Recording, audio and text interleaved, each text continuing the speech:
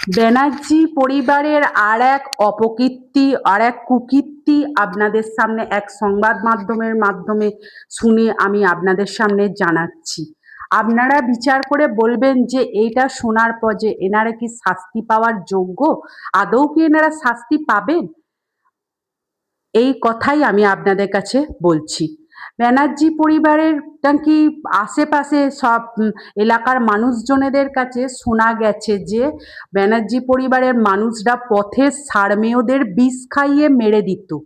এমনকি তার বাড়ির কাছাকাছি যদি কোনো সারমেয় বাচ্চা পারতো, তাদের বাচ্চাগুলোকে বিষ খাইয়ে ছোট ছোট বাচ্চাগুলোকে মেরে দিত। ভাবুন কতখানি ক্রিমিনাল মাইন্ডের হলে পরে মানুষ এই জিনিস করতে পারে।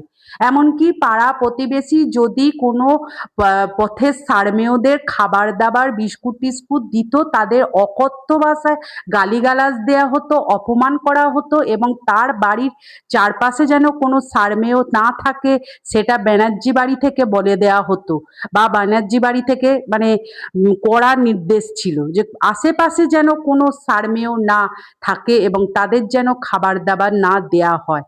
এইরকমই এলাকার কিছু মানুষ জানিয়েছে যে অজিত ব্যানার্জির পরিবারের বা অজিত ব্যানার্জির বাড়ির আশেপাশে কিছুটা জায়গাতে নাকি একটি সারমেয় ছখানা বাচ্চা পেড়েছিল, তার মধ্যে চারখানা বাচ্চাকে নাকি এরা নিজেরাই মেরে দেয়, যেভাবেই হোক মেরে দেয়, যেহেতু তাদের জায়গায় ওই সারমেয়টা বাচ্চা পেড়েছিল।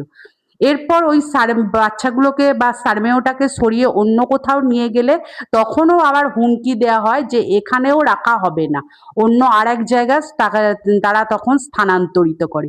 কোনোভাবেই তারা পছন্দ করতো না তাদের আশেপাশে বা পথে কোনো সারমেয়কে দেখলেই তারা তাদের মেরে দেওয়ার প্ল্যান করতো, না নাহলে সেখান থেকে তাড়িয়ে দেওয়ার চেষ্টা করতো। এমনকি এরকমও শোনা গেছে অজিত ব্যানার্জির স্ত্রী নাকি অকথ্য ভাষায় তাদের পরিবার মানে এলাকার লোকজনেদের মানে গালাগাল দিত এবং উল্টো পাল্টা কথা বলতো যাতে তারা সারমেয়দের খাবার দাবার না দেয়। কিন্তু এলাকার মানুষ সবার যে মান হুঁশ, হুঁশ বলে যে তাদের তো কিছুটা তো হুঁশ রয়েছে, সব মানুষ তো মানে ক্রিমিনাল মাইন্ডের নয়, কিছু মানুষ তো মানে মানুষের মান হুঁশ, তাদের মধ্যে তো হুঁশ কিছুটা রয়েছে। তারা সারমেয় হলেও, তারা অবলা জীব হলেও কিছু মানুষ তো চায় তারা খাবার পাক, তারা সুস্থভাবে বাঁচুক। নিশ্চয়ই এটা আপনাদের আমার মনে হয় আপনারাও আমার সাথে একমত হবেন। তখন যে ওরা এইসব যখন পথ ওই সারমেয়দের খাবার দাবার দিত বা তাদের একটু যত্ন আত্তি করতো, তখন নাকি বলা হতো ব্যানার্জি বাড়ি থেকে যে তাদের ব্যবসার নাকি খুব বড় ধরনের ক্ষতি হচ্ছে এই সারমেয়গুলোর জন্যে, এবং তাদের ডাকে নাকি তাদের রাতে ঘুম নষ্ট হচ্ছে। এইভাবে তারা সারমেয়গুলোকে আশেপাশে আসতে দিত না এবং দেখলেও তাদের মেরে ফেলার জন্য প্ল্যান করতো কিভাবে তাদের মেরে ফেলা যাবে। শোনা যায় যে অজিত ব্যানার্জির নাকি বাড়ির দারোয়ান, যার নাম হচ্ছে জগন্নাথ, সে নাকি একবার পাড়া প্রতিবেশীদের গিয়ে বলে দিয়েছিল যে কিছু সারমেয়কে নাকি কে বা কারা হার্ট অ্যাটাকের ওষুধ খায়, হাঁপানির ওষুধ খাইয়ে দিয়েছিল। কিন্তু পাড়া প্রতিবেশী শুনে প্রথমটা খুব অবাক হলেও কিন্তু তাদের বুঝতে অসুবিধা হয়নি যে ওই কুকুরগুলোকে ওই যে ভদ্রলোক খবর দিয়েছে মানে ওই জগন্নাথই বিষ মিশিয়ে কোনো কিছু সঙ্গে বিষ মিশিয়ে ওই পাড়ার ওই সারমেয়গুলোকে খাইয়ে মেরে দিয়েছে। এরপর যে সারমেয়গুলো অসুস্থ হয়ে পড়েছিল তাদের স্থানীয় স্বাস্থ্যকেন্দ্রে নিয়ে যাওয়া হলে তারাও মারা যায়। এইভাবে আটটা সারমেয়কে ওই অজিত ব্যানার্জির দারোয়ান নাকি মেরে ফেলেছিল। বলা হয় নাকি তাদের পরিবারের যেসব ব্যবসা ট্যাবসা হয় বা তাদের পরিবারের মানুষের ঘুম টুম যাতে ঠিকঠাক হয় তার জন্য সারমেয়গুলোকে তার আশেপাশে যেন একদম না দেখতে পাওয়া যায়, তার বাড়ির আশেপাশে দেখতে পেলেই তাদের মেরে দেওয়া হবে, এরকম একটা নির্দেশ দেওয়া হয়। এই যে আটটা সারমেয়কে মেরে দেওয়া হলো, এলাকার মানুষরা ক্ষুব্ধ হলেও কিছু বলার তাদের ছিল না, কারণ তখন তো ব্যানার্জি বাড়িরই মানে রাজত্ব ছিল। কাজেই তাদের সম্পর্কে তো কোনো রকম কমপ্লেন তো পুলিশ বা আদার্স কেউ তো নেবেন না, না, তাদের রাজত্ব, তাদের পাল্লা ভারী। আর এরা ধরুন ছোটখাটো মানুষ, ছোটখাটো ব্যবসাদার, ছোটখাটো এদের তো গুরুত্বই দেয়া হবে না। যার জন্য তারা তখন সেই মুহূর্তে কোনো রকম মুখ খুলতে পারেনি বা বলার সাহস দেখাতে পারেনি কো। এখন যখন ক্ষমতাচ্যুত হয়েছে তারা এখন প্রকাশ্যে এসব কথা স্বীকার করছে যে ওই ব্যানার্জি বাড়ির যে দারোয়ান সেই নাকি এই ষাঁড়-মেয়েগুলোকে মেরে দিয়েছিল।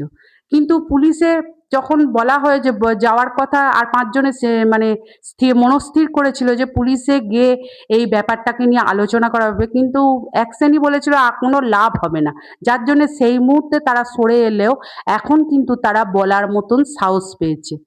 আমরা কিন্তু এটাও দেখেছি যে মিমি চক্রবর্তী এবং দেবশ্রী রায় এই ষাঁড়-মেয়েদের সুবিধা অসুবিধার কথা মাথায় রেখেই পথে নেমেছিল এবং একটা বড় মিছিল করেছিল এবং এদের কথা ভেবেই উনি প্রাক্তন মুখ্যমন্ত্রী মমতা ব্যানার্জির কাছেও একটি প্রস্তাব দিয়েছিলেন। কিন্তু উনি কোনো রকম এই প্রস্তাবে পাত্তা দেননি। কোনো রকম কোনো কর্ণপাত করেননি।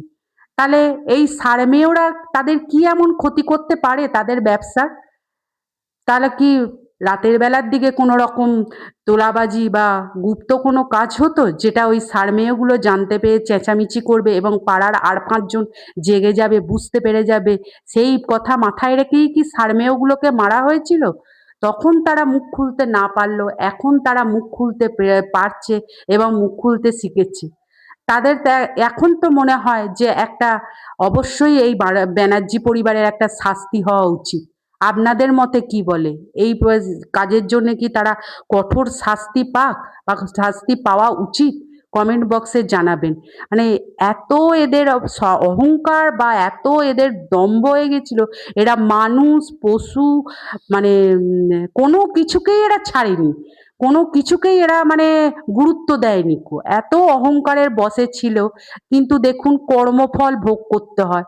কর্মফল এদের ভোগ করতে হচ্ছে এমনভাবে যে এখন এদের কোনো আর গুরুত্বই নেই। ওই এলাকার মানুষরাও এদের সম্পর্কে মানে বিভিন্ন রকম কথা বলে যাচ্ছে নির্ভয়ে।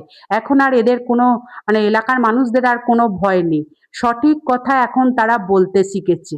আপনাদের মতে কি বলে? এর কি শাস্তি পাওয়া অবশ্যই উচিত? এখন তো দল বদলেছে। এখন তো ওদের বিষয়ে একটা শাস্তি হতেই পারে, তাই না?